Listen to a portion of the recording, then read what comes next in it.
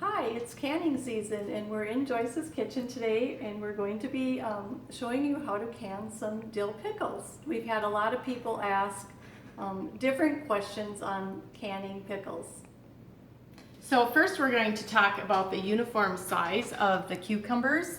You'll want to sort them by sizes, and when you're getting ready to pack them in the jars, you will take uniform sized ones, start at the bottom, and then move to the top with the smaller ones. Your larger sized cucumbers, you can slice those like we've sliced here.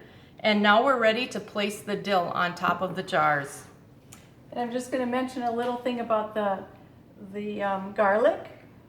When you put the garlic in, our recipe calls for 1 clove of garlic.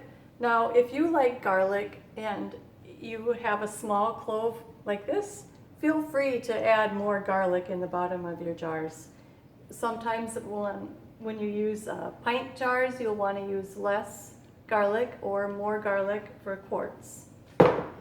And here's our dill, and we just gently break it apart and put half of the head on top there.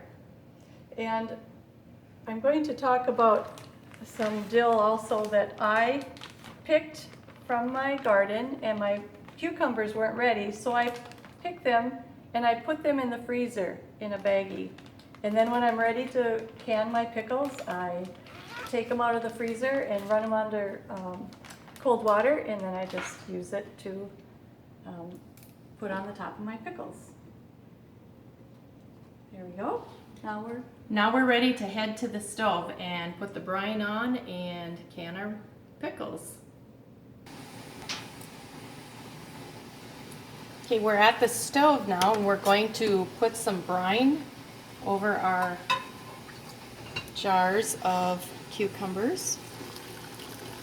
And we'll want to leave a 1/2 inch head space on each of the jars. We'll fill this one up. Now typically I like to have a full water canner, so it holds 7 quarts. So we're just showing you 2 of these today. Once we have the brine on, we will need to put our lids on.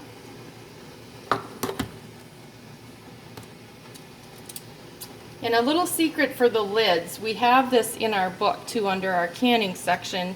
You'll want to place it in some warm water. Do not boil it. This will actually help the sealing process. We'll put our bands on. Make sure you tighten them really well. And then now we are ready to place them in our hot water bath. We'll bring our water to a boil. Once our water is boiling, we'll place our jars in the hot water bath.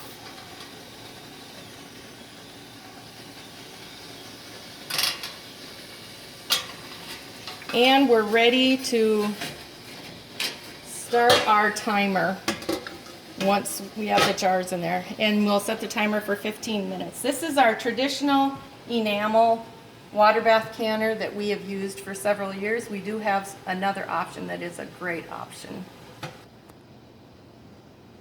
Last summer we discovered the electric canner, and that was very helpful when I was trying to make large batches of salsa, and I had one on the stove and one in my electric canner. And it's also handy too if you have a glass top stove.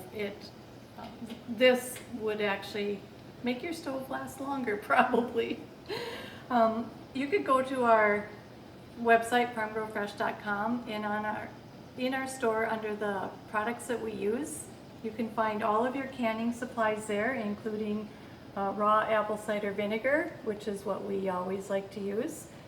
It has a lot of good nutrients versus your white distilled vinegar. And we also use sea salt in all of our canning versus the canning salt.